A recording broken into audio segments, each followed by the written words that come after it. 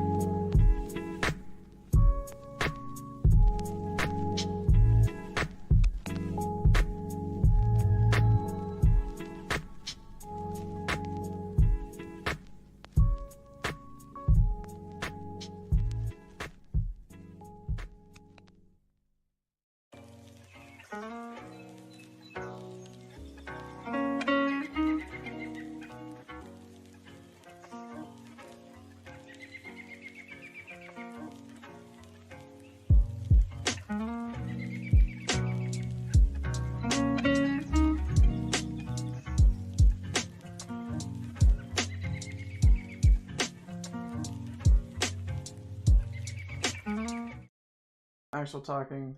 I do want to say though, we are farmers. Um, I'm an old, not sponsored. I'm an old streamer. I streamed in like 2015, 2016, like consistently, and yeah, it was a fun time. I didn't really get very far because I was in high school and yada Yeah. yada. But Yeah, hoping to but now just you're not in high school. You're in prime content age. I am Now in you prime content age. It's why I'm making a system and I have 40 yeah. bajillion projects. Literally, I have like Yeah, I've seen the wealth of information. I have like a fake radio show I'm planning and audiobooks and That's I'm so actually fun. I want to do an actual play for archive and my fantasy Yeah. system. If I did the math correctly, in about 15 years, I'll complete a book I started 2 years ago. Hey, it's What I is the math involved in that? I want to Oh, know. so it's like if I count the amount of progress I make per year and what the target length is, it comes out to be roughly there. Okay, I thought that the progress is you wake up every day and you're gonna say you just say I'm gonna write 2 words, just Yeah. two, no more, no No, no, less. no. See, because the issue that occurs for me is I'll like one day write like 14 pages or something stupid. Like not 14, but I'll write like 6 or 7 pages, like one day. And then the next month is going to be me changing every paragraph in those pages until it's closer to what I want it to be.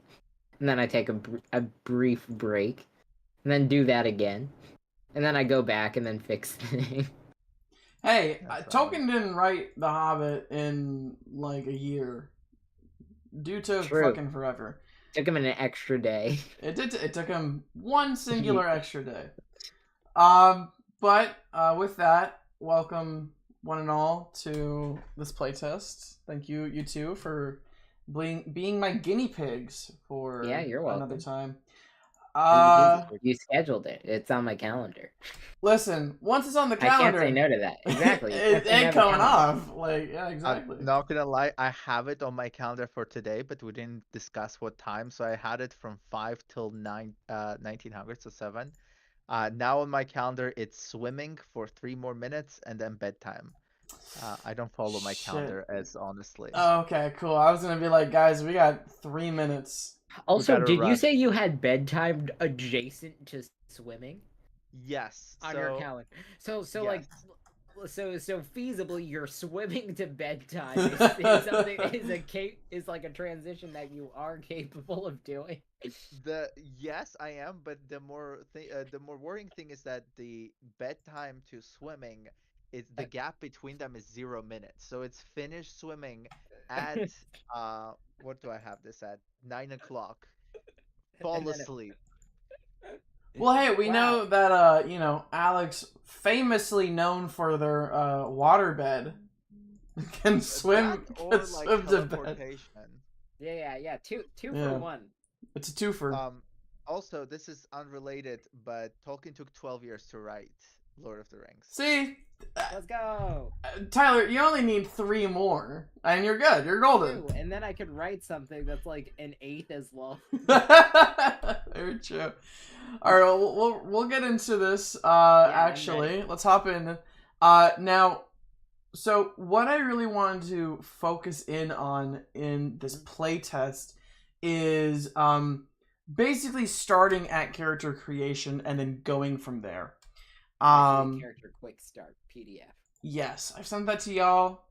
Mm-hmm. I know that we have a character sheet. It is not a character sheet that is up to date with all of the new changes. Or at least one that's like fillable. Mm-hmm. Now, do y'all need a fillable character sheet? I can just rewrite it. Okay. Yeah, that should be fine. Okay. If you have the non-fillable up-to-date character sheet template, then I could draw in roughly the template if you'd prefer that. But yeah, I mean, the main thing with this is just that we want to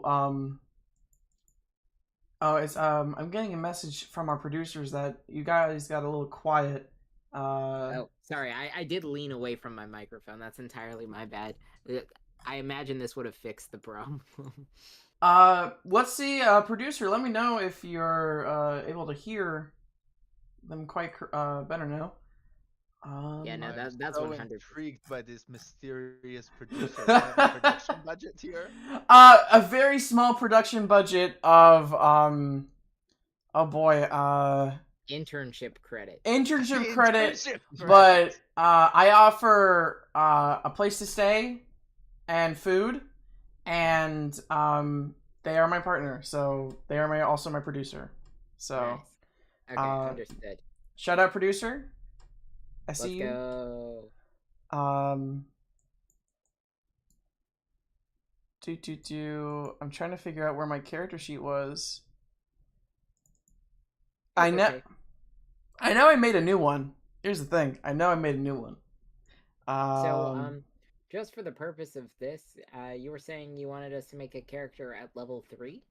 Yes. The other part of this playtest is to figure out how it feels to get advancements, to at least at like the beginning sort of stage for that.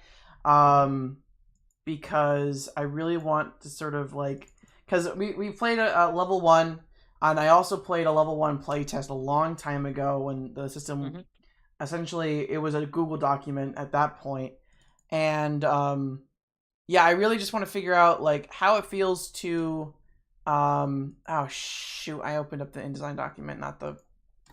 It's okay, don't worry about it. I see. I'm on the character quick start PDF, which is an unintimidating 55 pages. Most of that is the skills you can pick from. I know, I just think it's so funny to It open is- up the quick guide and see it be 55 pages long. Let me tell you, the quick start guide is going to be a lot different when we get there. Okay. They're both very quiet. I suggest you maybe turn them up yourself, maybe. Okay. I'm going to turn you guys up on Discord. Sure. I'm going to give about 140% for both of y'all. Yeah, that sounds good to me. And then we're going Mach speed. We're going plaid up in this bitch. Nice. Yeah, joke's on you. I've been talking softer and softer over the course of the past couple of minutes, just so one day, out of nowhere, I could scream at the top of my lungs and absolutely obliterate everybody. Oh boy! Scream or like drop a cast iron right next to like a boom mic. Yep, this is the plan. It's the long con. It's the long con. That would be awful. Oh, I did find my. Okay, perfect. I did find my version 2 of character sheet. I pray that this is a character sheet that has 2 pages? Question mark? It does! I did complete it for the most part. Huzzah! I did something. For those of you at home and for the spirits watching in my walls, I will be opening up a character sheet and just kind of going through it while these two chuckleheads make their characters. Let me know if you have any questions. We're gonna go sort of base standard rules here. So you pick out your kindred skills. Y'all ain't getting a free reaction skill, but that means also the enemies at the beginning of where we're at also won't have a reaction skill unless I decide to give them one. And then we'll go into deciding a genre and just kind of going from there. And I'll just start creating shit on the fly. I don't assume I can play the character type that you were workshopping. I can't be the. Unfortunately, yeah, I haven't worked on it since, just because I'm a busy guy with. No, that's valid. I wish I had a little bit more time to work on it. Today I only got like 3 hours of sleep, and then I had to work all day, so my brain in the beginning of the day was kind of shot. Otherwise, I definitely would have worked on it. Yeah, no, you're good. 3 hours of sleep and you're still functioning. That's some insane work. All right. Well, I've been playing. It wasn't because I was working last night. It was because I was playing Final Fantasy. Let me. Oh, Hey, you don't need to justify how you spend your hours. I'm all for the add more hours approach to a day. Thank you. Thank you. I support that too. I will say that's to throw more of a wrench in this. I did sleep more than 3 hours, but I was up playing Baldur's Gate, and then I've been drinking increasingly more and more coffee recently. Mhm. So I woke up today and chose violence. I was like, you know what? I'm not gonna drink coffee today. And so far, I've been functioning like semi okay. That was me today. Yeah, that was me today. I wanted to get coffee. I actually have some of those like donuts from the you know, like the they're not good donuts, but they're like like the trio, like the essentially the Neapolitan of donuts, where it's like the chocolate and the powdered and like the non frosted donut. Mhm. All right. They're still quiet. Okay, another message. Good at managing From It's our all- the producers, audio. maybe turn yourself down so we'll balance more. But I don't stream Yeah, and yeah, then yeah, it yeah. works. Turn yourself down. I like it. Okay. Streaming your audio. All right. That sounds like Audio? Tyler's This in plot to OBS out one. volume you this entire time. Let's go. All right. So I think first thing that I should do here on this character creation.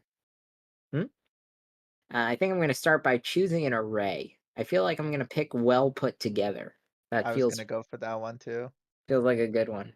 I like it. We're on the same page. Let's stay put together well. Yes, but now I want to switch it to see how the other one balances.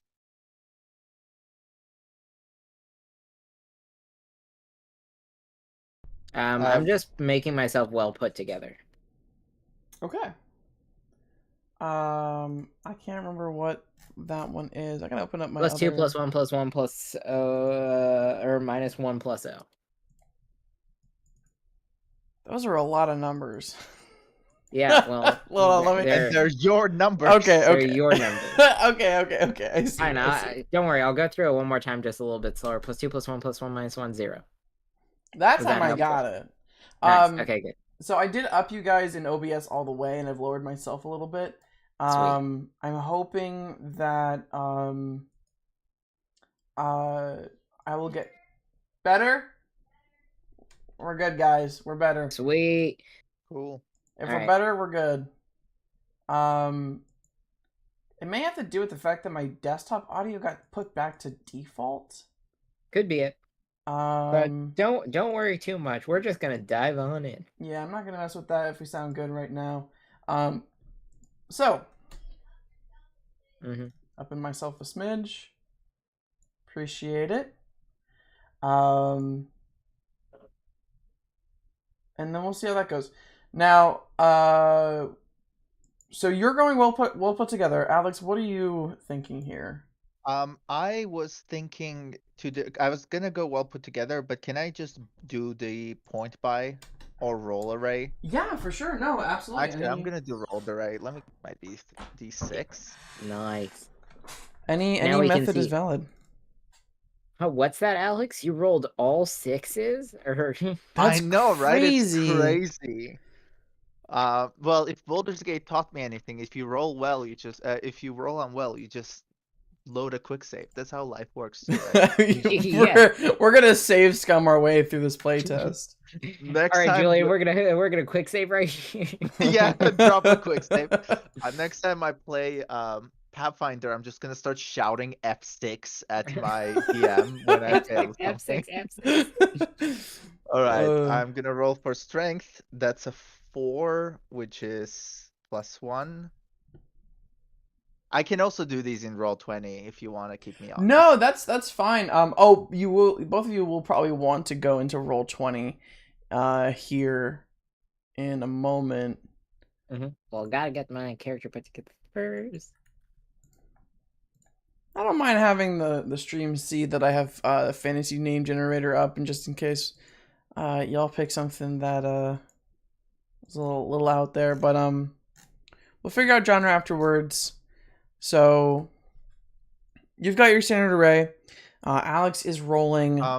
question for rolling, because I've never done a rolled array. Yes. Do I pick, so I roll it 4 times for each stat. Do I pick the lowest or the average? What do you mean? Because instructions say a randomly generated method generating stats. A player uses a 1d6 and rolls it 4 times for each stat. The player does this 3 times and then chooses the one they want for the array. So you're making essentially 3 arrays that you've rolled, and then you're picking the Mhm. one that you want the most, and you're just putting that where you want it. Got it. Yep. Sounds pretty fun. So, you can discard your 11111 and keep your 66666. Yeah, Got it. essentially. Got it. I probably should add in a clause where you have to have at least one negative. You have in the rolled array. Just to balance everything out. What my 56546 character is good for you? Maybe just a just a little out there. Just a little too out there for me.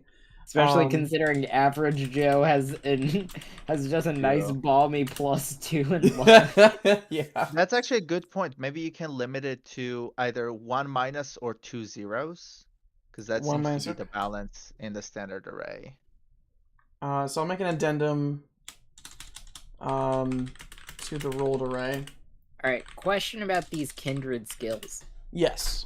Do I have to write the one that I choose to take, or do I just do the thing and have it become my health, defense, and energy? You just do the thing. It's cool. mostly just. I didn't know if it took up like a line on my sheet. Definitely not. No. Gotcha. Alright, I'm gonna go for the strength one because I took well put together, which has its highest bonus to strength. Oh, Rank and heart. you can put that to anywhere. That's not indicative of. That's the pool you have. Yeah. Yeah, but your health dice pool. Yeah. So the main thing with this is that if you want your strength, if you're building a strength-based character, obviously you want to pick strength and heart. Uh-huh. Are you making a strength-based character? I believe so. Okay. I just want to mention that the standard arrays, the way that it's laid out, isn't like you have to have a +3 into strength and a +2 into dex and a +0 to wit. Like those numbers you can plug in anywhere. Understood. Yeah. Just because that's I don't want specifically I'm taking well put together as is, and we're gonna roll this d12 for my starting hit points. It sounds good. That's 11. You take max.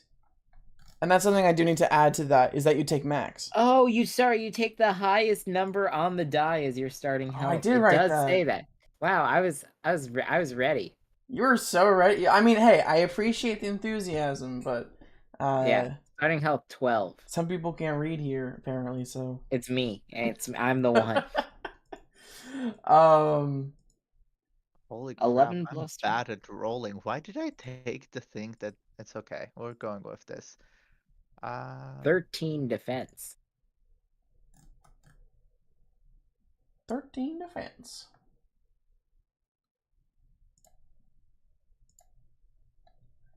But yeah. Nice. And then I ambiguously start with 5 energy. Yes, and that's because. But I'm gonna actually give myself 11 energy in preparation for me leveling up twice. Yes, that is correct. Very good on that. Yeah. Let's see. I don't have to do anything with my health and defense as I level up, right? Probably not for the first 3 until I pick the skills. And yeah, until you get skills or equipment that specifically say that you're etc. Oh, well, your health. So the way that we keep health somewhat low in this system is that you're not rolling your health for you're not rolling your health per level. You're adding your stat for the health. Yep. Which on average should keep the health at a lower amount, because this is a generally lower number, lower sort of DC sort of system. Yep, that makes sense. It should feel that way. And I do have also some extra skills that we've created. They are a little bit, they definitely need a little bit of playtesting. But let me go ahead and I'll give you guys these skills. And I'll read them out to the people at home. I'll put them in skill ideas just because that kind of makes more sense in terms of the chat. So I've made skills for healing because I reminded myself that we don't really have anything for gaining health. You just kind of lose health. At least there's no skills or anything like that can give you health in the thick of it. It's mostly through downtime and when you're resting on travel. These are some ranged weapon skills, and I believe that's all I have. Now, one thing that I'll get into. Oh, and then here are some action skills. So these are skills for your action. So rules is written, you can't take more than one type of action. These are just flavorful ways of just saying you can take more than you can do this action more than once on your turn. Nice. And so yeah, while you guys decide on that, do you want us to use some of these new ones or also grab some of the existing ones? Really up to you. You can mix and match. I mean, we kind of didn't. We've only barely scratched the surface of these skills, so I mean, any and all are more than welcome. So it just kind of depends on how you feel on what you think. We're definitely going for a build first, and then playing second type of situation here, which typically won't be the case. I think, I don't know. It depends on the table. Definitely depends on the table. But yeah, we're definitely going build first, then setting and genre second. Nice. But for the people at home, just so they are made aware, we have some new skills on the horizon here. We have the health kit skill, where you have the knowledge to patch people up using bandages and like tools. You can gain the keyword treatment, which is a wit skill. And that can be either, again, like I've explained in a live stream before, wit is either your street smarts or your book smarts, or it can be a mixture of both. However you want to roleplay that is up to you. But you use the wit for this keyword, and using a special action, you touch a creature who has less than their max health, and you can bandage their wounds quickly. They gain health equal to 1d4 plus your treatment keyword. And this is a base special skill, so you can take this at any level. And then you have adrenaline shot, where you can create, or where you have like a set of low end, easy to make adrenaline shots, sort of to keep that sort of setting ambiguous flavor text to it. Because I feel like in any setting, even honestly fantasy settings, there's some way you can flavor an adrenaline shot in some sort of fantastical way, right? Maybe it's like an herb or something. But you the fantastical herb. A fantastical herb, that type of stuff. But yeah, you carrot anxiety attack. All right. So I've got a question. Absolutely. For these second two skills I'm taking at level 1, where do I signify that I chose a stat increase skill? You just increase the stat that it applies to. So whatever stat you want to apply to, you can write down just the name of the stat you can just write strength stat increase if you want to mark down that you have taken that. Yeah, do I put that? Would I put that under what skills and casting, special skills? That's not really keyword skill, so I don't want to keep it there. I would say probably in the back end, the skills and casting. Gotcha. Yep. Since that's a bit more ambiguous. I definitely want to... So, character sheet wise, I definitely want it to be... I want to try to keep it one page, so people can just print out a single sheet and be good to go. But I definitely want to have. I'm definitely going to be making addendums to it, so where you can get like have extra pages for more skills or like whatnot. Yeah. And I also want Catch to. me not taking any aggressive skills. This is going to be a very interesting build. I feel. No, I'm kidding. I'm just gonna I will pick something. Oh, okay. Well, we're definitely this. I do want to test some combat, but we'll definitely be testing out a little bit more of just like general role play, in here and there. But yeah.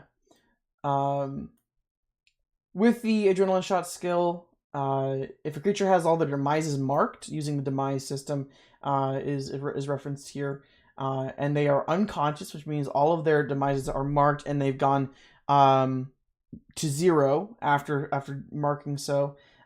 You can unmark a demise and they gain HP equal to your wit for this adrenaline shot. So kind of like a quick way to pick them up. Yep. And whatnot.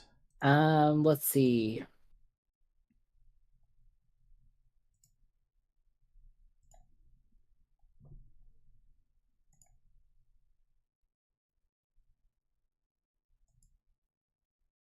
I'm gonna step away for just a moment. Be right back. Okay.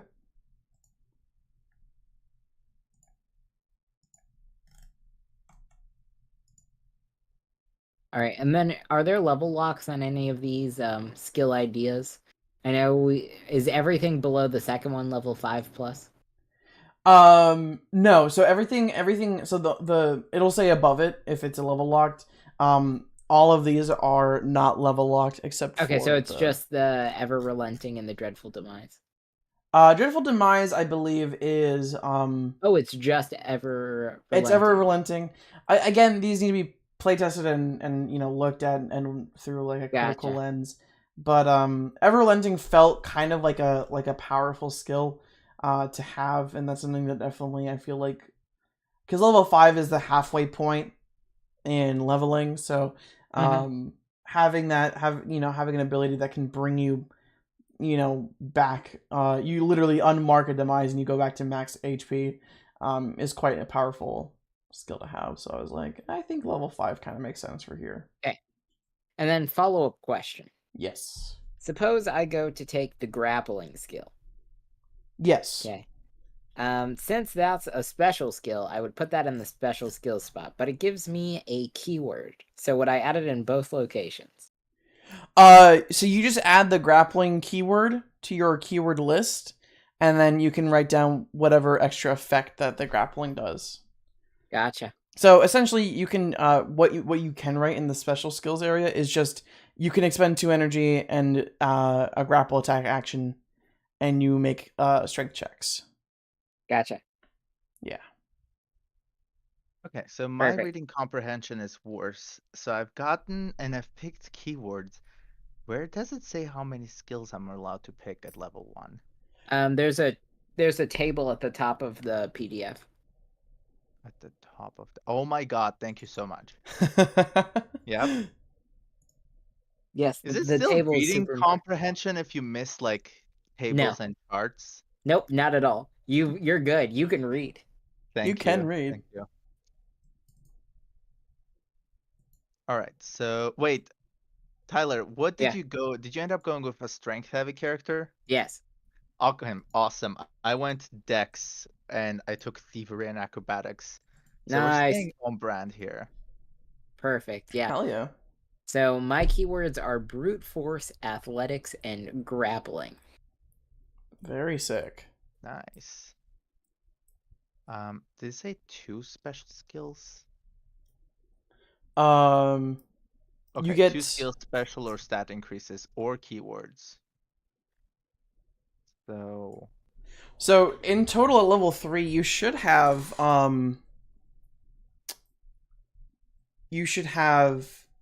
7 skills. Got Yep. it. I'm just making sure I add the correct types of skills in the appropriate order.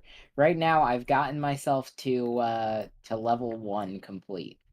Sweet. So then level 2 comes around, and I scroll back up to our table, and I'll gain 2 more skills, either a special keyword or stat increase skill. Yes. All right, that's good to know. And then you get an advancement at level 3. In terms of other things, is there anything else that besides just adding those 2 skills that I have to do as I get to level 2? It would just normally be increasing your health, but if you've already done that, then you're Oh yeah, good to health go. plus 3. Sorry, do I just increase my health by the dice number? It would just be your it would be your stat number. So if you pick the strength one, Gotcha. you increase it by your strength. Nice. So I was right to put my point in early. Yes. Getting that big strength for that big defense and big strength. All right, so up And to then- 18 health. Oh. Never What? mind. I got excited. I thought the level 5+ stuff that you threw in there was also stuff we could take because I only looked at health kit and the adrenaline shot. Oh. Um, If we were once we do I do want to do a level 5 playtest. Once we get to there, definitely that will unlock and a few, I want to write a few more skills for level 5 as well.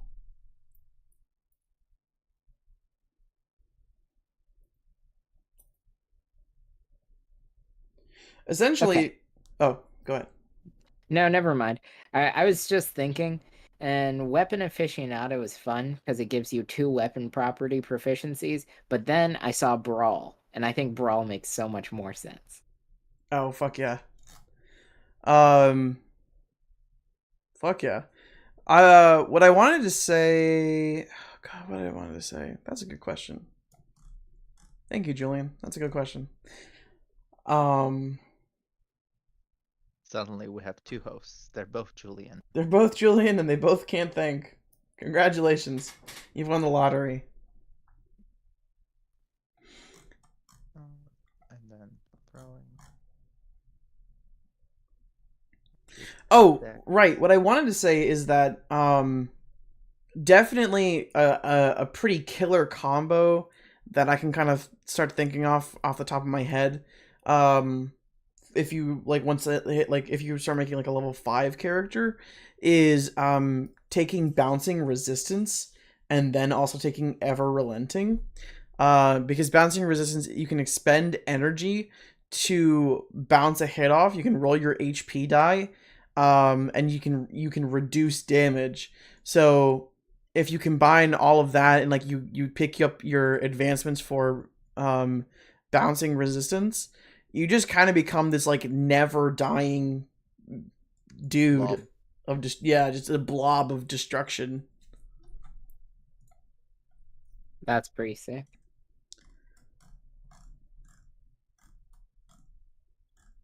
Okay, so no advancement skill yet, but there are so many of those. No ultimate skills. What a shame. Something that a scribe can do is that if you know if they really truly want to, they can give their players like an ultimate skill early on just to see how that kind of messes with the world per se. Yeah. Me shaking my head when fists don't have the catching property. Hey, I mean, as long as you're proficient in it, you can.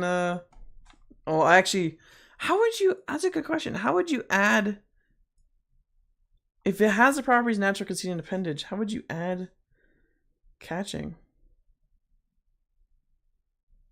Because I just think it would be so fun to like quote unquote lock weapons when my weapons are fists and just grab someone's weapon. You just grab like just a raw blade of steel. Exactly. Yeah. I think it fits in with the thing. But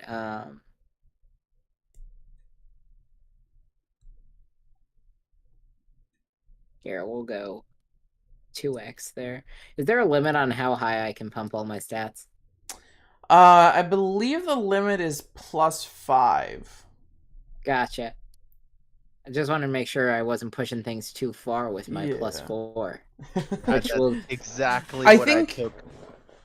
I think you can't go above. There was a limit for at least level 1 specifically. Yeah, level 1 was +4, which is why Yeah. I waited until level 2 to make my thing +4. Gotcha. Which because I waited that one, I have 19 health instead of 20, which is a Goddamn. little annoying. But but I'm gonna pretend that I was playing legitimately. So I Not- definitely wouldn't have wanted to tank my level 1 by just taking 2 ability score You're increases. cheating my game, you see? Um, Okay, 9, right? I can count. 9, 9? 9 skills total by level 3. You should have 7. I'm counting my my starting 2 keywords. Oh, gotcha. Yeah. Yeah, those 1, are 2. free. Those are freebies. All right. So let's see. What do we got here? Got my 2 kindred skills, brute force, athletics. We got the 2 skills on top of that, grappling and brawl. We've got 2 additional skills, so that's 2 ability score improvement skills. And then level 3, gain 3 skills, and I can pick advancement skills. Yes. So this is the big one. This is the big one. You can mix and match. You can take 2 new special skills and 1 advancement. Yada yada. A lot of Take 12 these advancements. you could take 12 advancements if you truly wish to for the rest of your. You could have those like core skills, and then you can pick up advancements for the rest of your game. For the most part, a lot of these skills are a lot of the advancement skills are basically advancements on keywords. Skills that we've had listed. Nice. Skip straight to the level 8 one, Supreme Athletics. Yes, the ones I can take. Are these separated out by their type as well? No, not entirely. I probably should separate those. That's definitely something to consider. Yeah, because I know, at least from my character, right, I'm scrolling through the whole list, and if they were split up, I would just look at the strength ones, because, like, I don't even need any of the spirit ones with my -1 there. So should I separate should I separate all skills by like the stat? Should I think, yeah, from a creation perspective, I think so. Okay.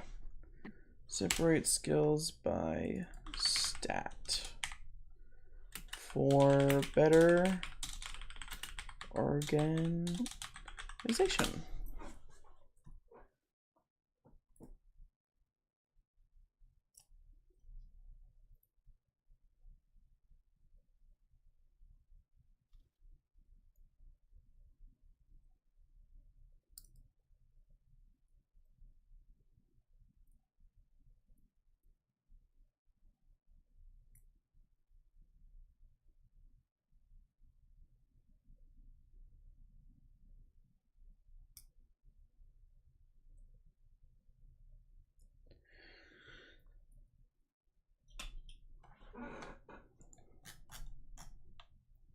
So yeah. So you guys are getting through it. We're about to hit. Once you guys finish with all of that. Oh yeah, wait. Sorry. Just from a equipment thing standpoint, I totally skipped over equipment when I did my level 1 thing. Yeah, your fist would. Well, if you pick up a fist at like, let's say you picked up at level 2 per se, Yeah. you would technically have 2 more weapons. Okay, I would have 2 additional weapons. Yeah. You can create your own weapons if you want, but for sake of time, I like if we just use the table. Just use the table, and if you want to change out a property or two, more than welcome to. Yeah. Let's see. What are the shield / weapons, like general thought process? So Are shields 2-handed? Shields, tower shields would be because it has the tower shield has the wet, heavy, and large property. That would be two-handed. Gotcha. But like, but being balanced negates that. I believe so. Yes. Gotcha. Yeah. So very fun. I'm probably not gonna go after the shields are out. I'm mostly gonna punch things. I can also Justin, take fists. is Buckles +0 to defense? A buckler? Yeah, it's a +0 to defense, but you have concealed and shielding small, which I believe I go to my properties. That gives you the parry property. Gotcha. And in addition, it can also be used with another weapon that has the two-handed property, so you can use it with a weapon that like requires two hands. Oh, okay, that's pretty sick. That pairs really well with my fist.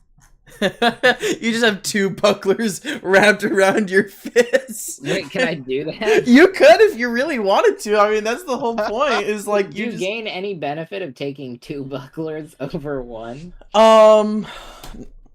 You can not really because you still have to use your reaction in I'm order gonna to do it anyway. Doesn't fuck matter. it. For fun. If you For got fun. fists, fuck it. You know. So I can go the stereotypical rogue route of 2 daggers. Yeah, absolutely. Cool. Yeah. I'll just grab 2 of those.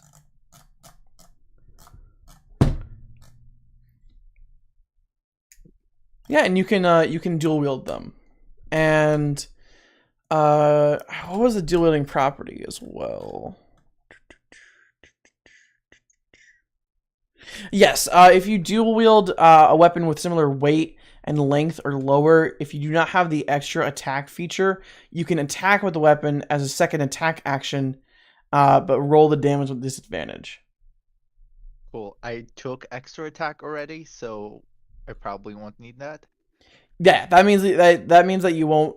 You can change the property if you want, but you can also you also won't be rolling damage or anything with disadvantage. You'd be rolling like normal. Mm-hmm. Because it'd be 2 separate actions essentially.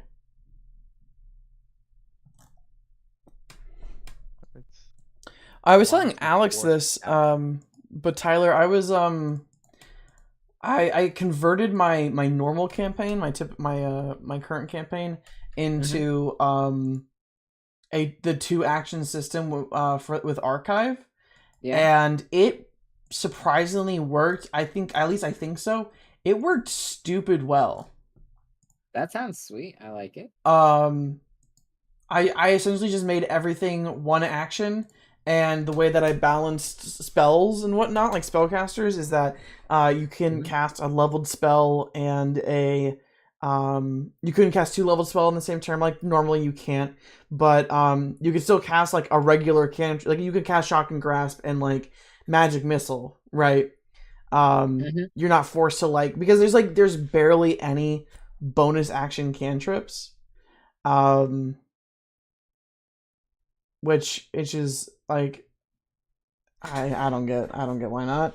I feel like some things maybe should be bonus actions here and there, but you know, that's life.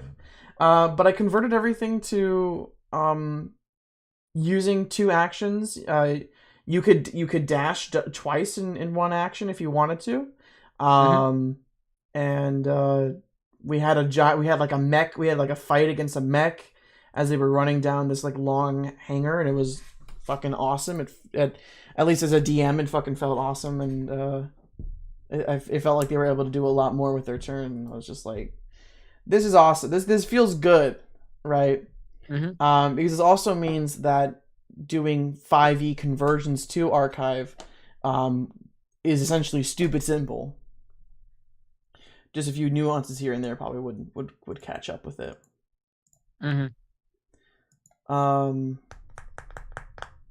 Nice. Yeah. I was gonna say something and I forgot. Do you have any warlocks in your campaign?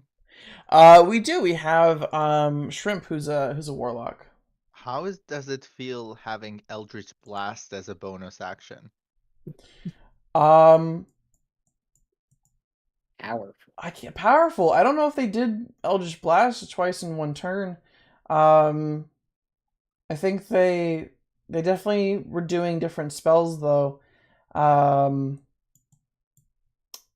But Shrimp did fucking pull off some insane plays in tandem with some other spells. People were like they blasted this mech. Like it was a giant mech, and like for mech rules that I'm also thinking of maybe implementing into Archive. Basically the if you have like a giant creature, it's not going to have specific stats to it. It's just going to have if it's like an attacking creature, it's going to have specific attacks that are all mostly going to be essentially saving throws, because it doesn't necessarily, in my head at the very least, it doesn't make sense for a giant even like a giant in 5e to roll to hit somebody and their fist is like the size of like a semi truck, and it just missing because they rolled bad, right? I definitely think those need to be checks in order to dodge out of the way, to not get hit by a fraction of the hit of the fist. That's my 2 cents. That's my 5e 2 cents. Welcome. That's pretty valid. All right, I've got 2 questions. Well, not 2 questions. I have a general question and a comment. Yes. Number 1 question on extra attack. It says that you may take this skill multiple times once per level. Yes. Does that mean you get an extra attack per time you take extra attack? I think that was the intention. Yeah. So, like, able to attack twice with your weapon in a short amount of time. Because of this, you will be able to use both of your main actions as attack actions. So I think the intention was that at least early on, because I essentially just copy and pasted it from the guide, because I was already there. Mm-hmm. The idea is that you could like extra attack in 5e. Mm-hmm. You use an action and you can attack twice. Mm-hmm. And that, that is that there. The idea that I've been toying around with my head, and I think Hurricane Dante has been we talked about this before together as well when we were discussing stuff, is the idea of skills that give you an extra main action. So like you get 3 actions, right? Gotcha. It'd definitely be something much later on, at the very least level 5 plus. Level 1. Yeah. Level 1, 3 actions. Fuck it. Yep. But no, yeah, and the whole balancing with that is that, like, if you have that skill that gives you an extra main action, everyone should be taking that. Everyone should take that. But also, like, if you have that skill, you have to follow the traditional action rules. And so that wording was supposed to also be, and sort of in my head, like, if you have a third main action, you can take the extra attack action skill again to do another attack. Okay, so it will functionally do nothing to take extra attack more than once. Yeah, in early game, yeah. Okay. The other thing that I think is personally hilarious is intimidating weapons, because your, let's see, large presence and huge weapons cause such an intimidating presence. By expending 1 energy, roll a spirit check, keywords applied, against an enemy, and then the enemy will roll a spirit or wit check against the roll, and if you succeed, you have a +2 bonus to attack or damage rolls. I think that's particularly funny because I am definitely like the strength-based character who, like, could in theory wield a large weapon, but my spirit is -1, so I'd be making a contested check with my worst stat for advantage. Yeah. So, like, I imagine instead that your, like, spirit person could have, like, I don't know, a dagger and still take this, because it doesn't seem like, and be intimidated by my large small dagger. They look at you and, like, your 2 little, what was it, buckles? 2 bucklers, yeah. 2 bucklers, and yeah, like, I can't use them both at the same time. And then they see, like, 2 daggers. They're like, can I take that? Is my spirits high? My wisdom's pretty low, or wits. So I took minus after all of the like applying extra skill stats. I'm at -1 4, -1 2 0. Mhm. Hmm. And I think I'm set unless there's anything else after weapon that I'm missing. So I have one more skill. Second question, parry. Yes. But the buckler doesn't let me. Does the buckler let me parry? So the parry skill gives you the parry reaction. Uh-huh. Um, Independently of your weapon. uh, I believe. Let me read the wording on Your that real quick. swordsmanship has let you learn to parry. Your parry die is now a d6. This overtakes a weapon property parry, which is typically a d4. You also gain the parry reaction. So I read that as in you must have a weapon that is currently capable of parrying before you take this. Yes. Yes. Okay.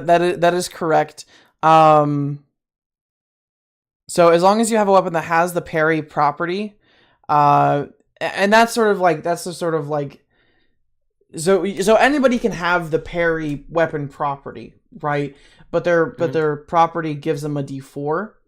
Taking this skill means that you're more focusing on trying to redirect hits. Like you're not supposed to you're not trying to get hit. And so you increase your parry die and whatnot, and you yeah, like it says, the parry weapon property says specifically that you can't that you can store an action to do the parry reaction. All of these weapon properties do, right? That's a big. It's also another big mechanic thing is like sort of like preparing an action as a reaction in 5e. And I'm really trying to get away from like comparing, but like it's like that where it's like you store an action, you have a specific trigger for it, and you set it you're like, okay, I'm gonna store my parry weapon property as a reaction. So if somebody hits me, I get to roll my parry die, right? Nice. Yeah. So that's the idea with that. And the bucklers essentially give you that parry weapon property. So if you're not taking the parry skill, though the bucklers only do a d4. Gotcha. And Alex, you were saying something? I'm sorry, I think I missed that. I don't think I was. I did just say I'm muted, right? Just to make sure that my quick mute button is working. Oh, gotcha. Another thing is something I as you sort of guys are going through this, I just want to quickly explain. I've created a new type of action. It's called it's fairly simple. It's called the general action. It's special in the sense of that it can be used multiple times in a turn because it's just a generic action. This is mainly going to be for keywords, jumping over distances over 1 square, and then reloading. And then you can also dash as a general action. In addition, if there's an action that you guys want to take that doesn't fit within any of the other categories, we'll go there. But, you know, like with this system, we try to sort of catch-22 all of it. So, you know, this is for those really out there actions that scribes will be like, well, this doesn't really fit underneath like a debuff or a defend or a casting or a special or an attack. I'll make it a general action, and we'll go from there. Nice. And then last question. I think parry goes with special skills, right? That's where I should put that. Yeah. Off the buckler. And I decided to just improve my spirit to a 0 instead of having a better parry. Fuck yeah. Okay, that. So I'll keep my 1d4. Alright. So when all said and done, I don't know, this took maybe 40 something minutes, and that was us being slow. Yeah, I 50 mean, minutes. and that's not even really knowing the system that or at least like knowing the skills that well. So Alright, let me real quick. Can I grab this and then go here? Alex, where are you in the process here? I think I'm set too. Fuck Alright, yeah. I'm sending this to you. Let me know if it opens correctly. Okay. Let me see. Watch me judge. I'm gonna send you to check my homework too. Brute force, athletics, grappling, brawl. I think there's a bit of an addendum that I need to do here.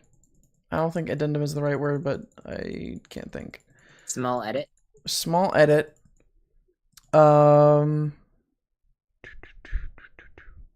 I need to reread the keywords rules section because I can't remember if regardless for keywords you get a +1 no matter what, as long like once it's made. Yes, okay. Oh yeah. So keywords will always start out with a +1. So if, by the way, how is brute force a +6? I'm not saying that you probably did that. Because I thought it was strength +1, and then I took the improved brute force, which gave another +1, so that made it +2. Gotcha. I'm stupid and can't read, and I did not see that. Oh, my bad. Yeah, sorry. It's tucked below because I put that in skills and casting, improved brute force, because I didn't quite know like where to put the fact that I took that. So Yes. I just threw it down there. No, that's definitely my bad. No, Okay. you're good. It So was hidden on that second page. Yeah, and I think and everything that goes into like, because this will be your sheet, so you know when you write everything, you'll know where your stuff is going. At least I like to think about that. Like to think it that way. Pronouns: God, King, Superior. Yeah, do you like it? I do. I do. Okay. Defense is a 13. I believe that's correct. Let me go back to the quick start guide. 11 plus strength. So that should be a 15. Because you increased your strength, your defense. Or wait. What let me hold on. Let me read. Sorry. Yeah, I didn't change my defense since the first level, so I Same. definitely forgot to pull that up if it does change. And then do you get, did I mishear it? Do you add your modifier for your health pre-level? So like mine is dexterity. Do I add dex every time I level up? Yeah, so at first level it should be the dex kindred. It should be 1d10 plus like it should be 10 plus dex, and then second level you add your dex again, third level you add your dex again. Gotcha. Cool. So health is 12 plus strength, which is at first level would have been a +3, right? And then +4, so I think that makes sense. I can't think right now. Energy is fine. Spend 2 energy for grapple attack action, fist 1d6. You spend 2 energy. Well, yeah, okay. All right. Sounds. So the only thing that needed to be changed was the defense. No. And then the brawl. I believe that also is a +5. +5. Okay, so brawl to +5. That's fine. And then the defense. What did I have to do for that again? Defense should be, I believe, a 15, 11 plus strength. Because it increases as my strength increases. Yeah. Gotcha. Yeah, okay. It scales with strength. Scales with strength. Perfect. All right. We've covered yours. We're going to cover over Alex's.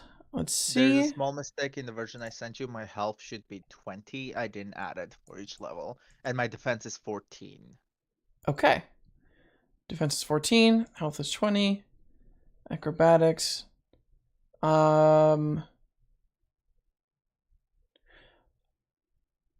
So just this is probably how you're reading your character sheet. When you say acrobatics, your stat is dex, and then your plus X is a 1. Does that mean that whenever you're rolling, you're like, okay, I know to add a +1, right? Yeah. Okay. FSV energy is 11 because your dex is highest. Disguise appearance. This says throwing, extra attack. I believe that's a sweet deal, correct?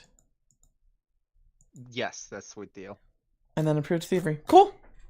This What do you mean looks. that Squeakle doesn't read us? I think I gave up on spelling out the word deal. I just said D and then like a little squiggle. That's listen, man. I can't complain. I have pretty bad handwriting myself. Let's go ahead now, and if you can hop in the Roll20, and we'll quickly sort of figure out what sort of story, where we want to start out, and I can create up, just quickly make up a mission. Oh, yeah, where did you throw the Roll20 link? Oh boy, that's a good question. It's like our old one. When I signed into Roll20, it was like, "Hey, do you want to hop onto Perfect. this one?" Yeah, okay, then I will take that approach as well. So you guys are able to see it? No, well, I'm logging in now, but yes, I will be. And I'm Cool. here. I think this is me moving around. It is.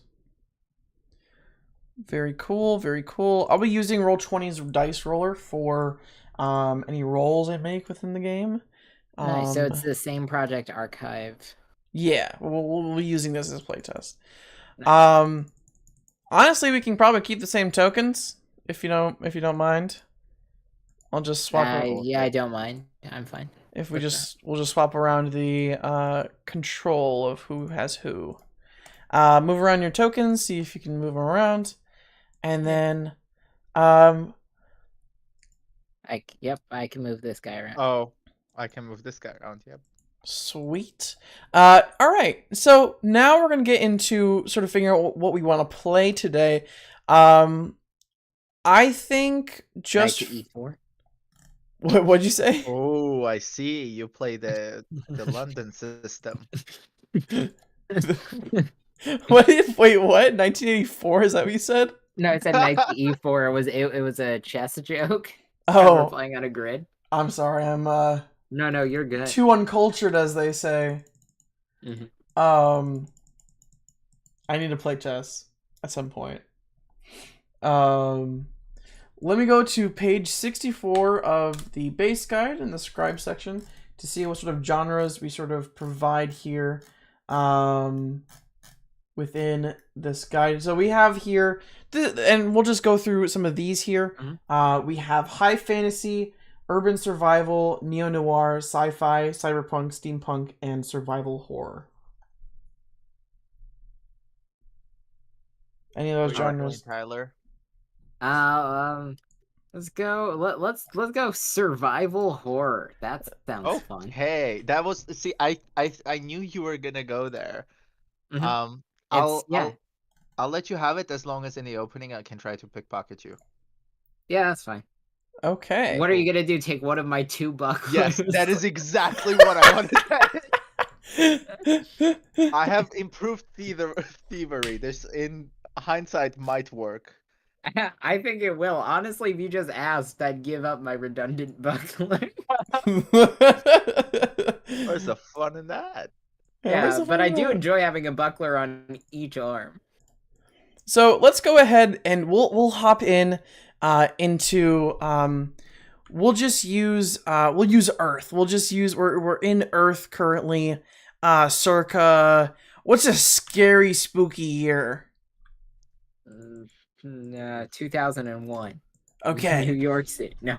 Set the scene. We are in the middle of the woods of New York in 2001. I was gonna go 1990.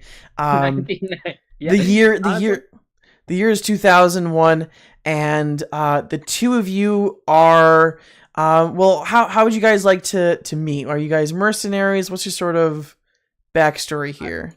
I'm still trying to pickpocket him. Oops, something fell. Yep. Yeah, so my guy, I've named him Ezekiel.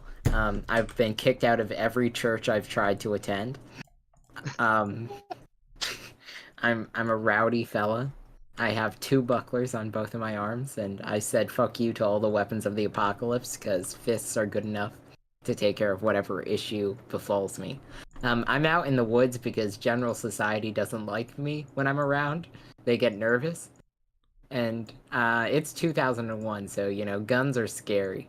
My fist might be able to stop a lot, but I definitely can take a hint and know when it's time to leave. All right. Uh, and what does your character look like in your mind?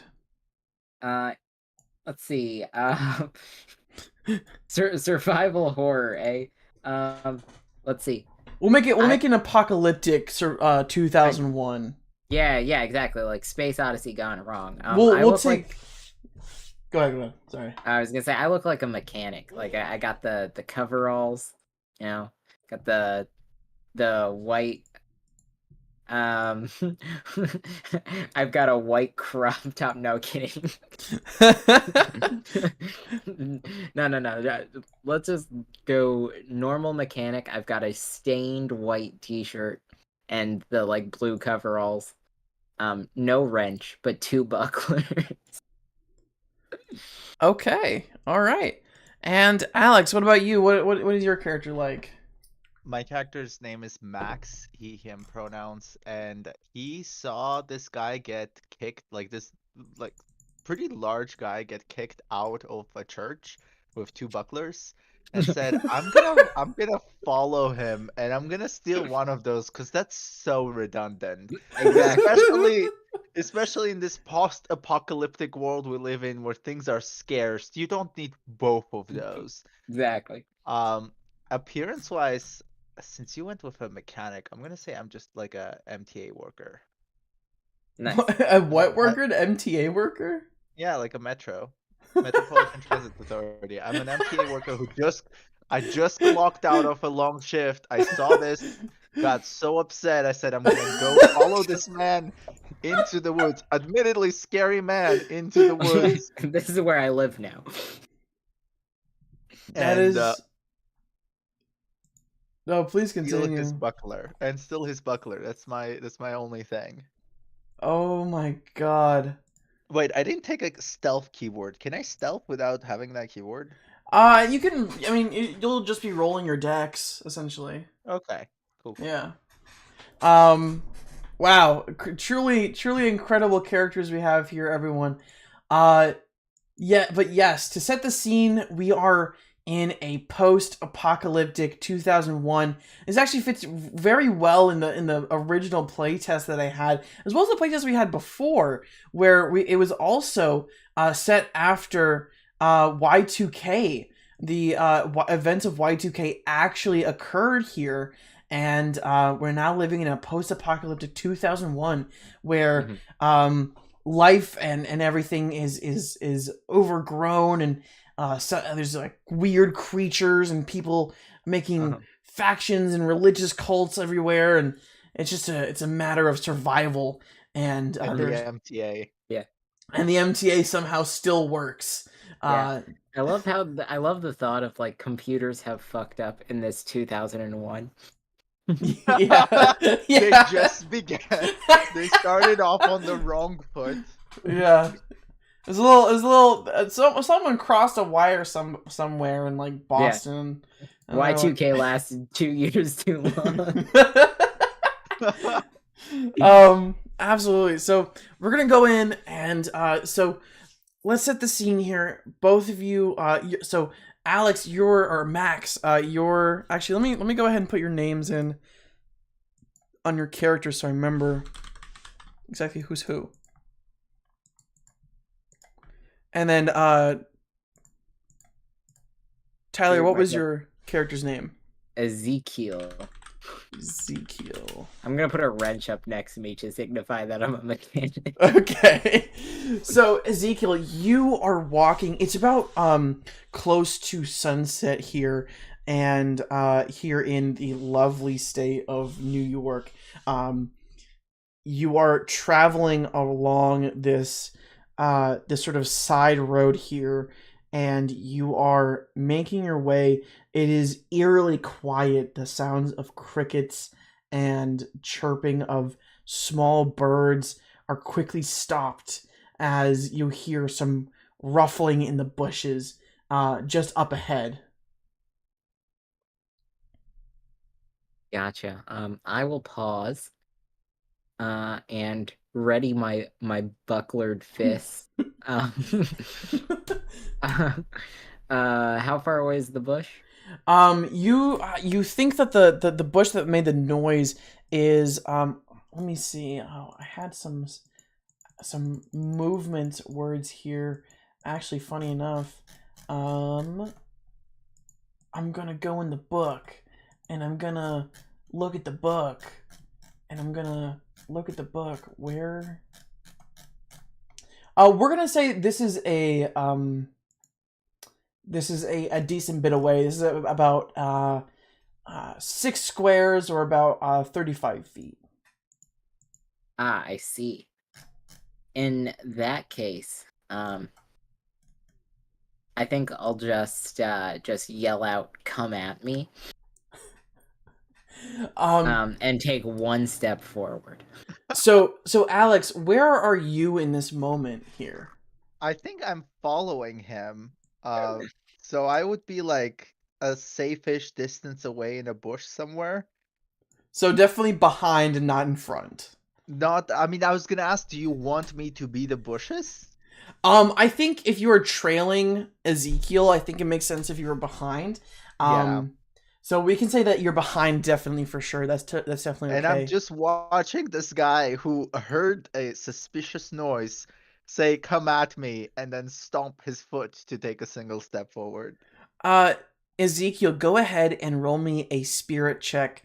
Right now we're in a role play phase, so you're gonna be using 2d6, and Nice. we're gonna be using the roll tables, the degrees of success for this. Sounds good. Thank God I put that point into spirit, giving me a balmy +0. Let's see. Alternatively, let's see how quickly we can speedrun a TPK. Nice. 4 and 6 would be a 10 total on the 10. 2d6. So that is a mixed success. You hear the bush ruffle a little bit, but but nothing comes out of it. You just hear out of the bushes, "Yeah, what are you and what army?"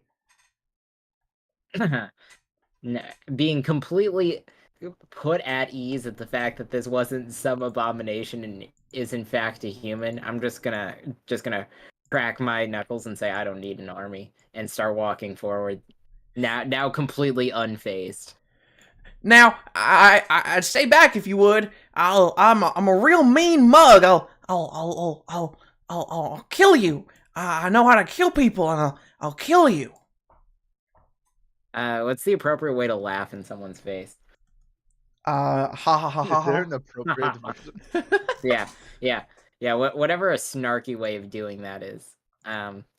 Unabashedly, I'll keep walking forward, and I'm gonna raise my 2 bucklers in front of me, like in a fist together position, in an attempt to potentially block oncoming bullets. An action that I've taken 1 or 2 times before when people have actually shot at me.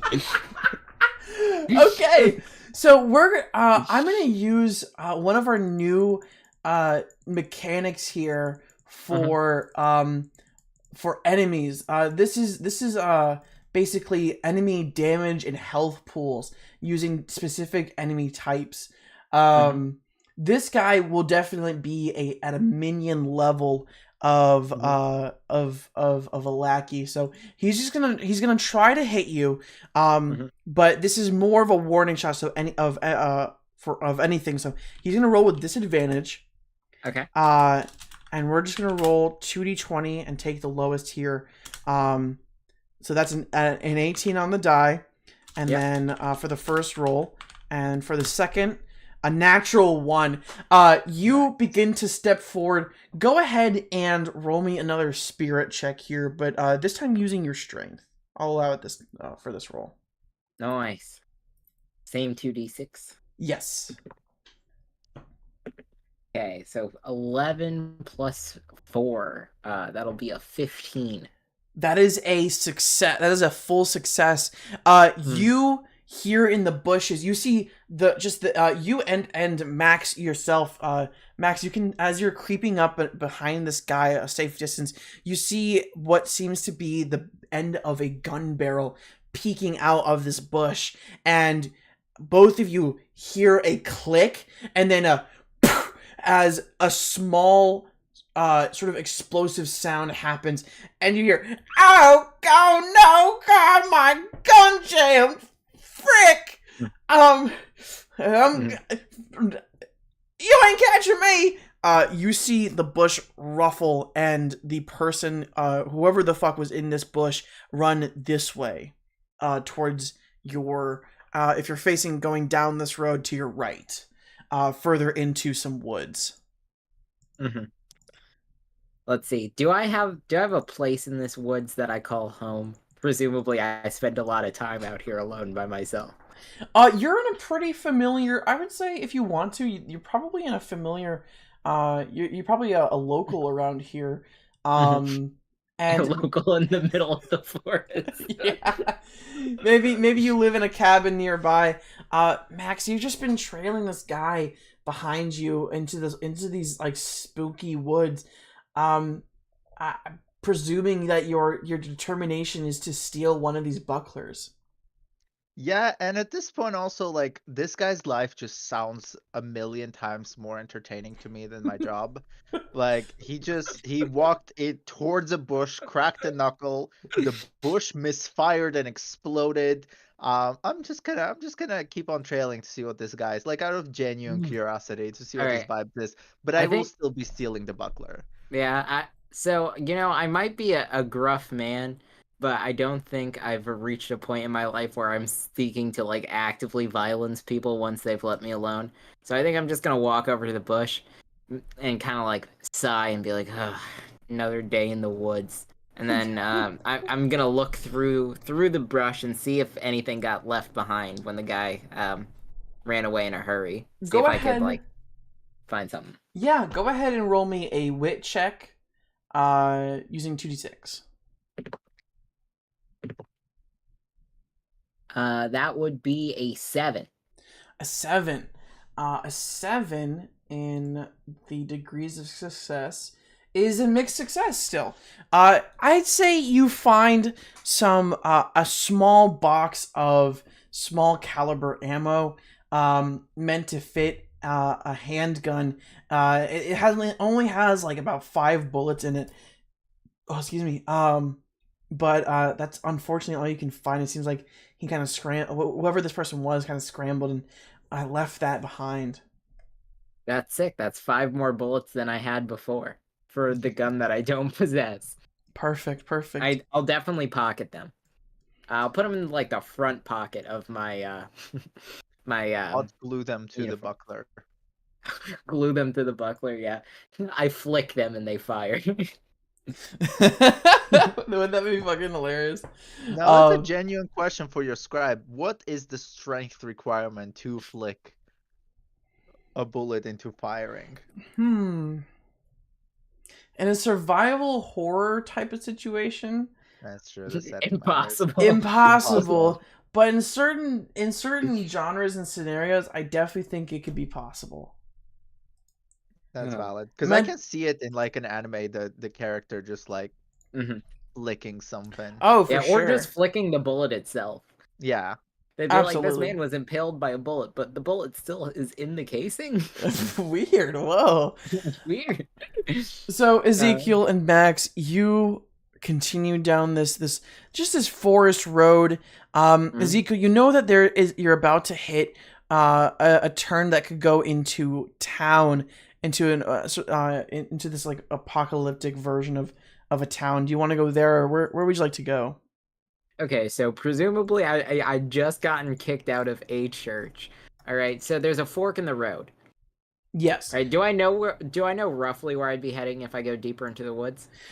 Deeper in the woods, you know, there's a mausoleum, an abandoned mausoleum that may or may not belong to the church that you were just kicked out of. And the opposite goes to a road into town. Gotcha. Well, I mean, there's no place for me in town with the civilized folks. I guess I'm going to be crashing in the mausoleum tonight. Okay. So I'll make my way that way. You guys, Ezekiel, you begin to make your way. Max, you follow. Go ahead, Max. Go ahead and roll me a dexterity, a dex check using Yeah. 2d6. For Invisible Max's sake, I'm gonna say out loud. I guess I'll be sleeping in the mausoleum tonight before I make that turn, so he has a little bit of knowledge. Where I'm going, I am actively going to a tomb. Is it 1d6? It's 2d6, and then Tyler, if you want to go ahead and roll me a wit check to see if you can spot Sarah Max. Nice. And it's plus there's dexterity. Let's see if I know how this works. That's an 8. I tied 8 with a +1 to wit. Okay. In a situation like this, I think it'd be fun to do some rollsies. So if you want to go ahead and roll again, and we'll see if we can beat this tie. Yeah, I did improve before I didn't do improve. I got a 7. A 7, okay. Okay, can I rerun the command? Yeah. 11. 11. I am one with the bush. Oh, I could roll here. Wait, this is so much better. I should have been doing this. Max, you are 1 with the night. Oops. 2d6 plus 1. That was my bad. Max, you are 1 with the night. You are just you surround yourself with all of the loud sounds of the metro public transportation system that you know how to quiet yourself and to be one with the sounds. So you follow Ezekiel to this mausoleum, and we're gonna go ahead and switch scenes. Let me go ahead and I really hope it's gonna be Boop. the map we did our combat last time, but the opposite way. No. that would Oh my be God, really is it the funny. dungeon? Let me go ahead and take off these little markers.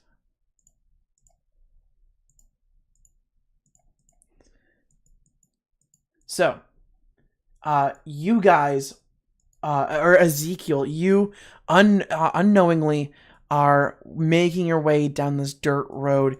It is dark. The moonlight barely peeks through the canopy of the trees. I presume as a mechanic you definitely have a flashlight of some kind to help you illuminate your way. And Max, how are you following in this very dark this dark part of the night So- now? Also, real quick, did Roll20 switch which one of us controls which character? Oh, definitely yes. did. You But that's okay. Okay, hold on. said Max, you meant Ezekiel. Yes. There's that.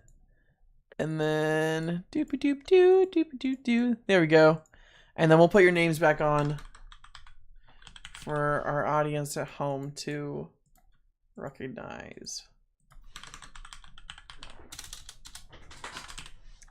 Nope, that's not your name. Your name is Max.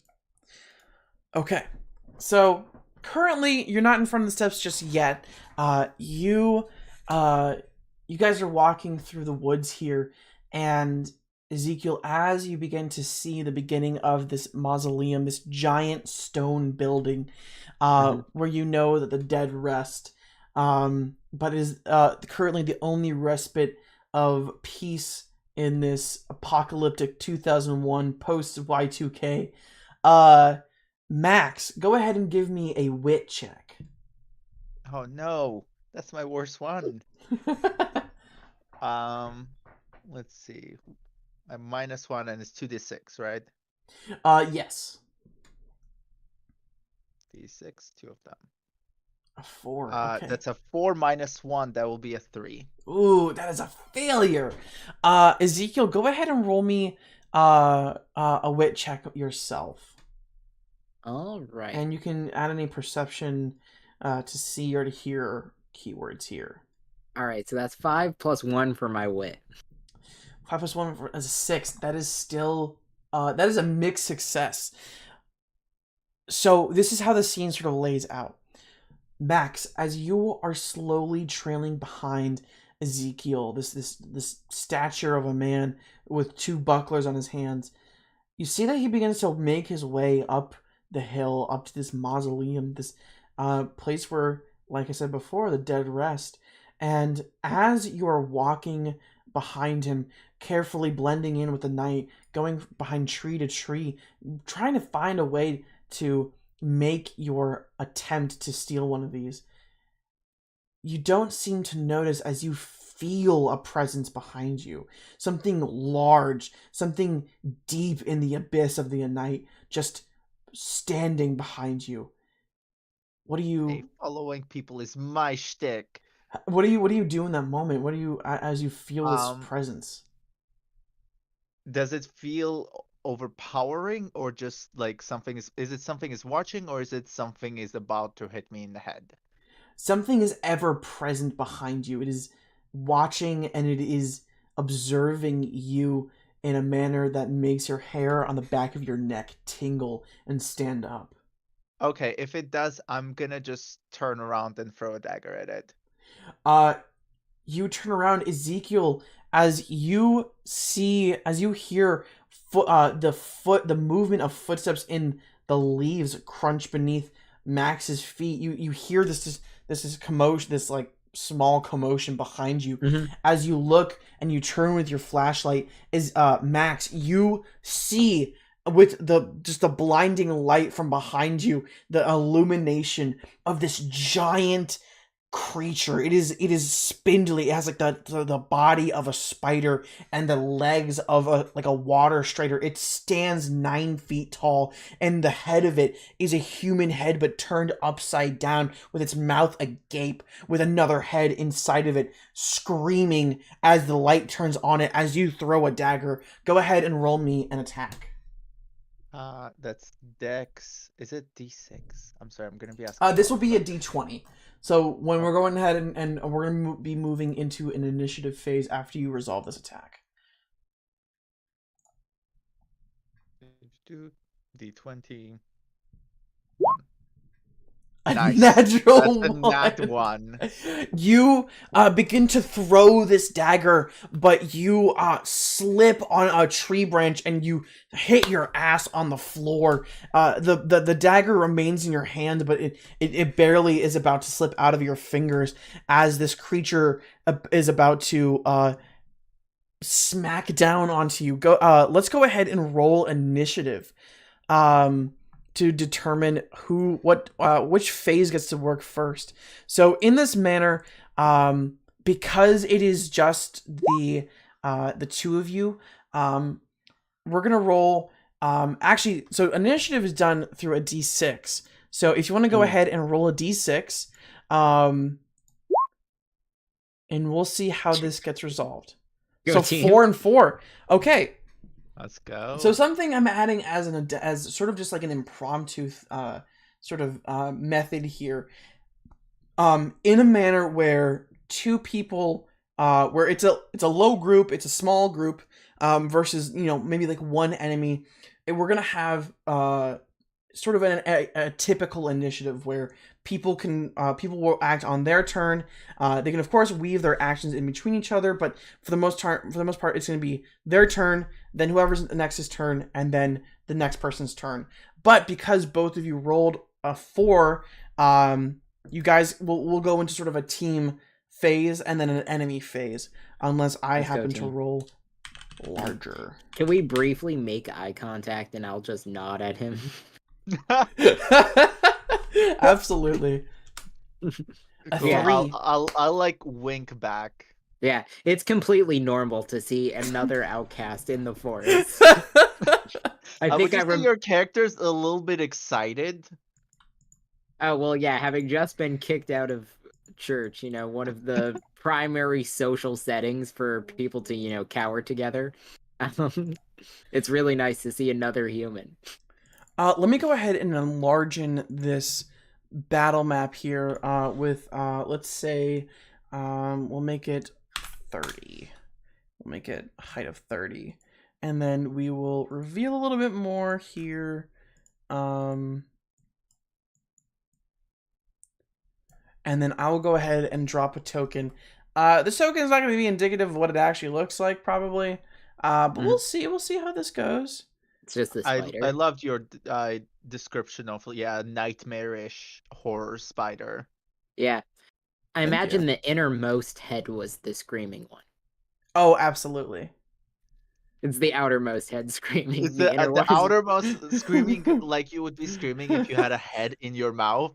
yeah, and then the head in your mouth screaming like you would scream if someone screamed like on top of your head. I Oh, honestly, if the innermost head was just like shh, that would be even more creepy. Just like hushing the outermost head. Mm-hmm. we'll use this large monkey token that I had in a campaign a long time ago for the map here. And we'll just say that you guys are sort of this sort of area here is a bit of a field, and we'll say this is a tree. Look at my lovely artistic skills here. Yeah, it's looking good. And this is sort of a tree, and this is a tree, and this is a tree, and everything in between, sort of like the dirt path you were walking along. We're gonna add this into the turn. This is gonna go after you guys, so you guys have first bout here. Mhm. What would you like to do? So, question about daggers. You said if I clenched onto mine even though I fell. If I throw it, I can't use it to attack. You can't use your. I mean, you can use your. You can still use your extra attack. Yeah. No, but like if I throw both of my daggers, I effectively have no daggers to throw.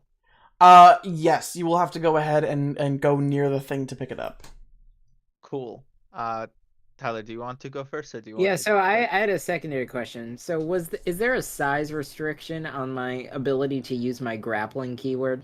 We'll say where it is right now is probably the max you can do. Wait, So, sorry, what? so the size it is now, I'd say it's probably like a large creature. If I have to put like a size on it, I Mhm. think we do have sizes in archive. So I'd say this is probably the max you can probably grapple. Gotcha. Okay, good to know. Let's see. I don't think I'm gonna go ahead and do that though. Am I? Let's see, 5 foot grid, so I am able to run up to this guy. Yeah, absolutely. You have about 5 squares, I believe. Yeah, 5 squares. 15, 20. Yeah. All right. I'll go to this one. Let's see, 5, 10, 15, 20. Yeah. We'll go here. Perfect. Perfect. Juxtapose myself in between, and let's see. That moving, is that the first part of an action? So That would be your movement action. movement action, yep. And then how does me punching him work with the extra attack skill? You use one main action to use the attack action, and then you Uh-huh. use your other for the attack action. Nice. So I will doubly attack this guy All right, go ahead and roll. with my bucklered Roll fists. me to hit. Nice. I'm going with the D20. Gonna roll for the first punch. Bam. That's a crit. Nice. All right. I have a. Woo! Let's see. For brawling, that's my fist attack. I do have a +5 there, and then my next one is an 18 +5. Golly, yeah, both hit. I'm a fucking beast. I believe I have it in my notes, but I think my fists deal 1d6. Yeah, with the brawl keyword, strength or dex deal 1d6 damage, so it will be 2d6 damage. 2d6. All right, go ahead and roll the damage. So this is the first one. This is the 20 on the crit. So that would be what, 12? If we're going through crit rolls, it's max damage on the damage dice plus one more dice. Oh, okay. So let's go over Here, crit rolls. we'll do this as the second one. Yeah. Okay. Perfect. So that's the 18. Yeah, 6 damage. 6 And then damage. Okay. Yeah. And then for the crit?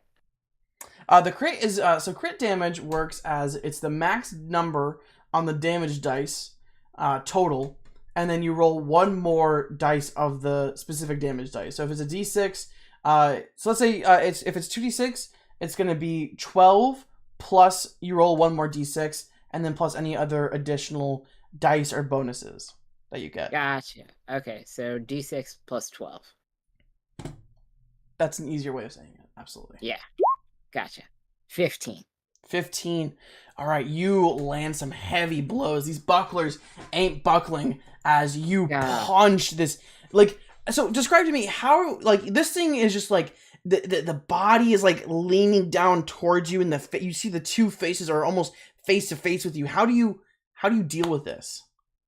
So what I imagine is you described it as very tall to me. So I Yes. think my first punch, I just want to like thwack into like some of its legs and maybe bump it just so like it tries to catch itself, but its head ends up lower, and then we can have my crit just punch him in the face.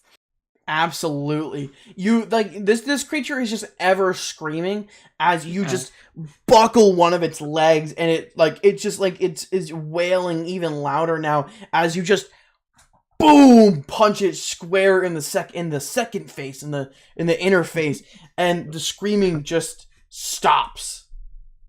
And it's just like and that head turns mhm, to you, and the mouth opens and an eye appears. mhm. But yeah, that's is there anything else you want to do? You can do? I believe that's everything that I am capable of doing. Coolio. All right, Max, go ahead. All right, I'm gonna need help resolving this. So throwing keyword, I can spend 2 energy to throw both of my daggers, right? Yes. Uh, and then can I use extra attack to pull out a bow and shoot it? Because I took a bow in the character creation too. Yeah, absolutely. Yeah, I believe Dope. that should work. I'm gonna throw my 2 daggers, and I roll 2d20s for those. Let me see. You can throw 2 small objects and 1 attack action. So yes, go ahead and roll separate attacks for this. First one's 19. Next one is 18, and I believe I add my dex to throwing, correct? Yeah. Yes, So that's +5 on both of those. definitely. 24 and 23. Um, what is damage for this? It should be a D4, so it should be 2D4. Is it 2d4 or 2d4 plus dex? If you took the base dagger, it'll be 2d4 plus dex twice. Because you're throwing 2 of them, both of them hit, and then they have the stabbing property, which allows for stabbing damage. Cool. So that's 12 total. Whew. Sorry about the yawn. Great, yeah, you absolutely fucking deck this creature with 2 knives. How does that look? How does it look for you?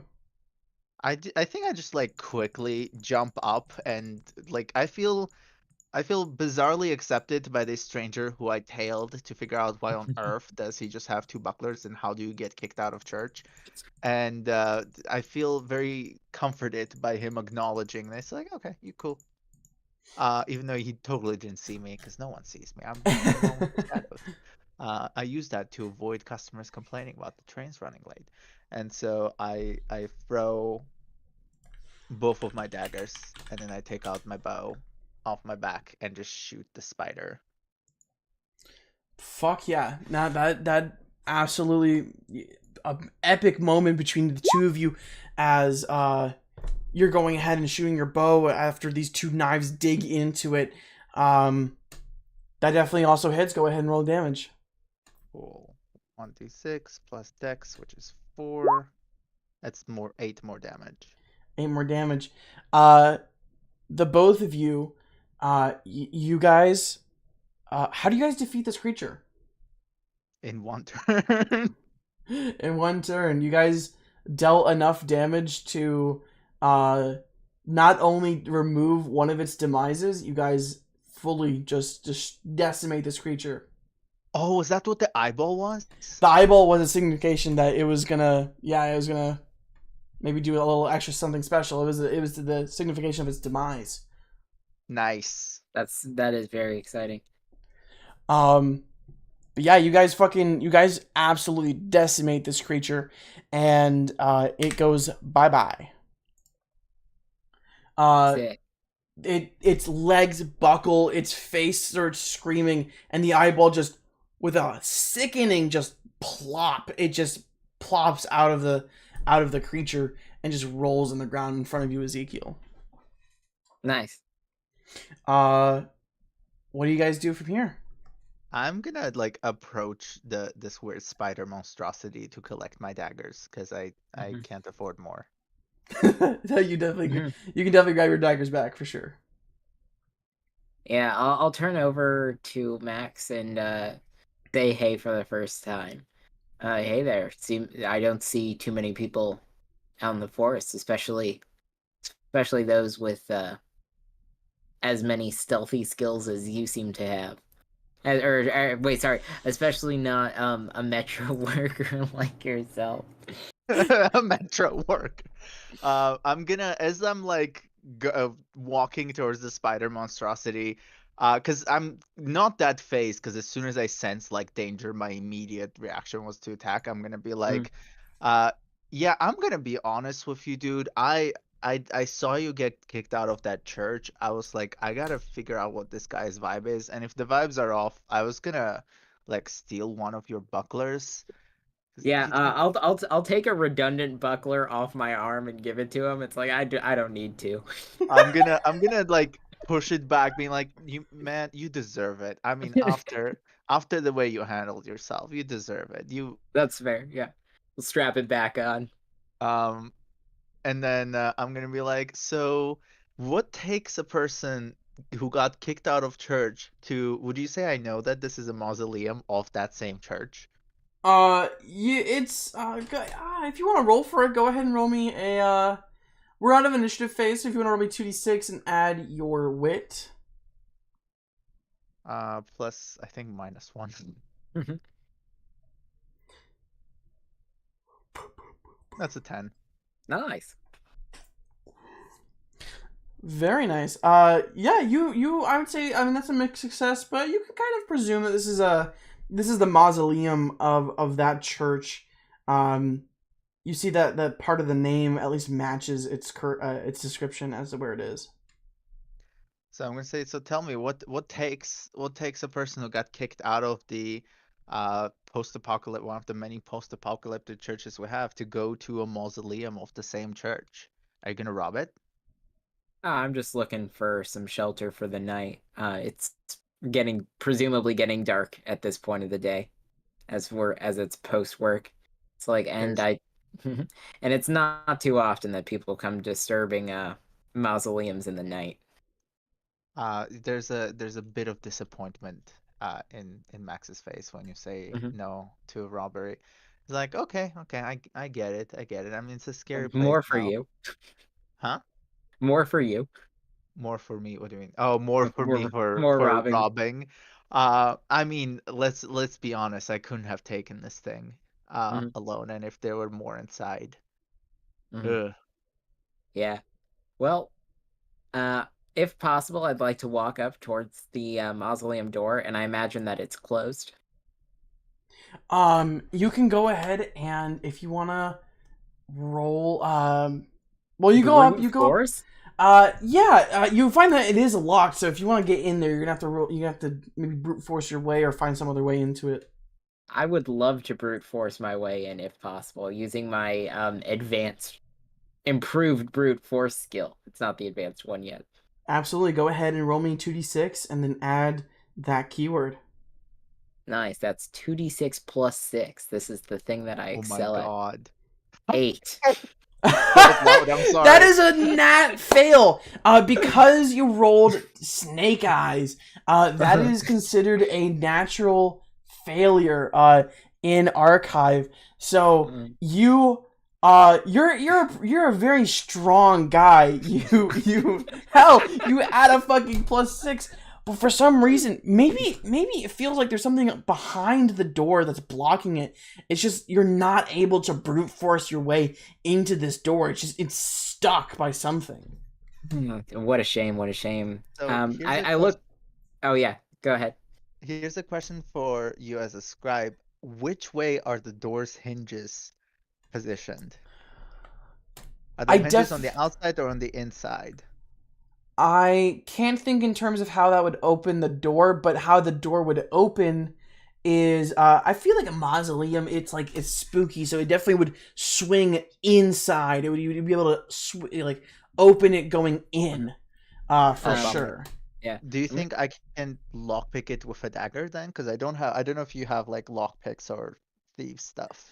We do have lockpick tools, but you're gonna go ahead and if you want to roll with a dagger, I'd say it'd be a flat dex check here, because you Yeah. don't have the right tools for this. 2d6. Yes, 2d6. 2d6 plus 4. I'm just gonna while you trying to punch through the door and it's Mhm. not giving way, I'm just gonna try to lockpick it. And that's a 12. That's a 12? Okay. So you are able to open. You are able to unlock the door. You definitely hear the tumbler click into place. Go ahead and if you try to open the door, you find that it just won't budge inward though. If you wanna Max, if you'd like to give Ezekiel a hand, you can get a either advantage or a +2 on your brute force this next brute force check if you'd like to brute force it again. I think advantage is gonna be better because it'll prevent me from having that Killing. same situation again. Very true. And that's the only reason I would choose that. So here we go. There's that. Nice. Nice. Very close to it's that one heavy-handedness of you almost got a fucking another snake eyes, but you got that 6th in there. Yeah, you're able that, and that's a 13, so you definitely succeed on that. You finally brute force your way inside. The door basically smashes inward, and you see objects start flying within this mausoleum from presumably the origin of the door, and you shine your flashlight in this mausoleum, and you find just piles of bodies within this mausoleum. You see bodies flung across the room, all corpses, all dead. But like they were stacked up against the door from the Yes. inside. Well, that's discerning. And Is that's there like no tombs? Just bodies? I imagine the tombs would be empty, like the spots, if I were to search. Well, we're gonna actually end the play test there. Let's go. It's getting a little late there, and I want to leave on a little bit of a suspense. But currently in the mausoleum, I revealed a little bit here. It's just like this sort of empty area, this entryway here, and there's just piles of bodies. Love it. But yeah, that's where we'll end, and thank you so much, and let's do a real quick round of feedback, questions, anything, how it felt, whatnot. If you have I really like the ability to basically make like a little roguish ninja almost with between the throwing and the extra action. I am worried about the limitations of how many daggers I have, but I really like that combat round for how quick it was. Yeah, I definitely felt very strong here. I think I fully encompassed a strength-based character, which was nice. Again, the level 3 character creation wasn't bad either. Yeah, I enjoyed the process. Hell yeah. Definitely, I think if you were level 3, just because of the sake of time, and I'm very sorry, I definitely probably should have given you a few more daggers. Definitely realizing now. But it works out like if I can have I don't know how movement works that well, like if there's movement specific keywords, but if I can have movement to go back to wherever I throw my dagger and pick them up quickly, honestly that feels narratively very satisfying as an idea. I don't know how it would work in actual mechanics. So the way that movement is that if you, let's say you move 3 squares forward, you can move 1 square back for free, and then anything after that costs you more movement. Okay. So and the That way would make for some fun combat. definitely, I think so as well. I definitely think the system should definitely be worked on at least in like a more of a mini series campaign for sure. Mhm. Where you can have a little bit more interactions and whatnot, and a little bit more planned out. But I think I'm really happy with just like I'm very happy to hear that you guys felt that character creation was done in like 40 minutes, and that was picking out 7 different things for your character that you wanted. Um, which that can be quite a bit of a decision to make, and but being able to do all of that, pick out equip like your weapons and whatnot in that short of a time, I think that is it makes me very happy, especially when I've definitely spent at least an hour or more on a 5e character or a Pathfinder 2e character for sure. Mhm. Mm-hmm. Yeah, I think the biggest thing for me is just like for simplicity of that character creation. I knew that I kind of wanted to go all in on the strength route, right? It's like similar in the just building this on the quick build. You pick your stat that you want to be your big one and kind of go for that. And so if like on that sheet you just organized everything like you took the notes of by like the skill type, it would have been easier for me to like sort through and like look at what all of my options were so I'd have to bounce around less and that would have trimmed maybe I don't know, maybe like 6 minutes off. Something like that. Definitely. I wrote that down, and I'm definitely gonna be when we start moving into the actual creation of the PDF of it when I'm starting to Mhm. work in InDesign, um definitely going to be taking a look at how I can start sort of doing subcategories of each section Mhm. and making like a section for strength and a section for wit and whatnot, and like all the skills that focus on that have an interaction with a specific stat, because you typically most if not all skills have that sort of that stat of related to them. So Yeah. I'll definitely be The focusing on that. The other thing that might be cool is it seems like there seem to be a lot of traits that feed into the advancement traits. So I know it doesn't like lend itself to this particular format, but if you did take like a skill tree approach where, it's like the focus on having those predecessor skills and then branching out that like all in the same place. Like if I could see like on the quote unquote strength tree that I could go from who knows like brawler right all the way like grappler to brawler to like whatever and like see what those paths are and be like I could be strength like big axe guy versus strength like tavern brawler. Absolutely. It might help to visualize that path because again, right now I was just perusing through the whole list and trying to pick ones that were relevant. If I kind of saw them all linked together in what would be like a quote unquote recommended order. Yeah, I definitely I have those the archetypes that I definitely will want to be actually creating like you said skill trees with. That's the Mm-hmm. main goal for those archetypes is definitely going through all of the different skills and the stats and whatnot, and and definitely going through and making specific skill trees and linking all of them. I definitely think that in the base guide it will be more of I'll show the whole list of all the skills, but Oh yeah, I for sure. want to be making there's going to be what I the goals for this project for Project Archive is to have a lot of different accessible supplements, or at least Mm-hmm. like PDFs or like papers or whatnot of like if you're looking for something specific like this, here's like an image or like a like a download that you can get for completely for free of just like this is our skill tree for going this way and whatnot, as well Mm-hmm. as like the arc, the different archetypes like heavy weapons archetype, the socialite, the thief and whatnot, and going through there. And I definitely Mm-hmm. something I want to get is when we get to more of a public showing of this, like when we make 1.3 and we have it out there in the public.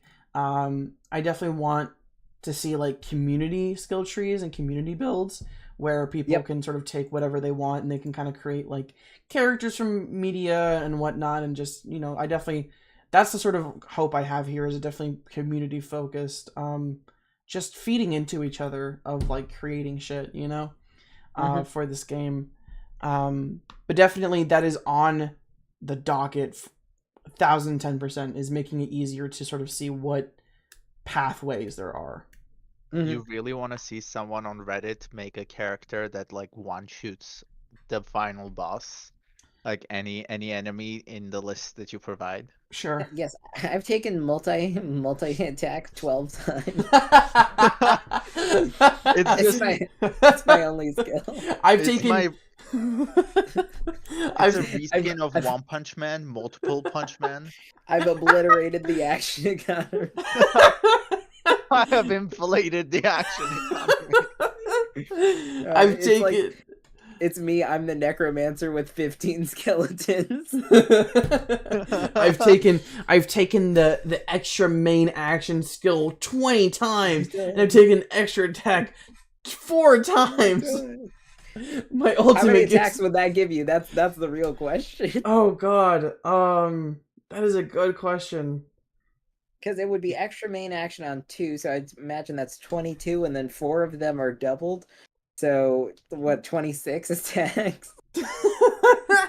And if each attack like ticks the clock forward of the world, it's like by the time you're done with your turn, the enemy dies from withering due to old age. Yeah, that's it. That's a clause. That's the ultimate. That's the ultimate is just the ultimate for that entire thing is just you take so long that the enemy just dies due to your calculations.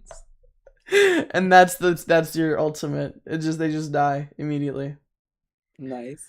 But that's it for us here. I genuinely appreciate all of the the response and the feedback and whatnot, and it makes me very happy to hear that you guys at the very least enjoy how things play out. And I hope to do a little bit more, some more projects and some more play tests, and maybe run some campaigns. I want to create an actual play podcast for Archive, and I want to have I think I want to have it be like one section be in person, one section be online for y'all and our friends that are living a little bit a ways away from us, so we can involve everyone and sort of get that boat in the road, and just sort of make like a non-committal one where people can drop in, drop out, and see where that goes. Nice. Yeah, that's pretty sweet.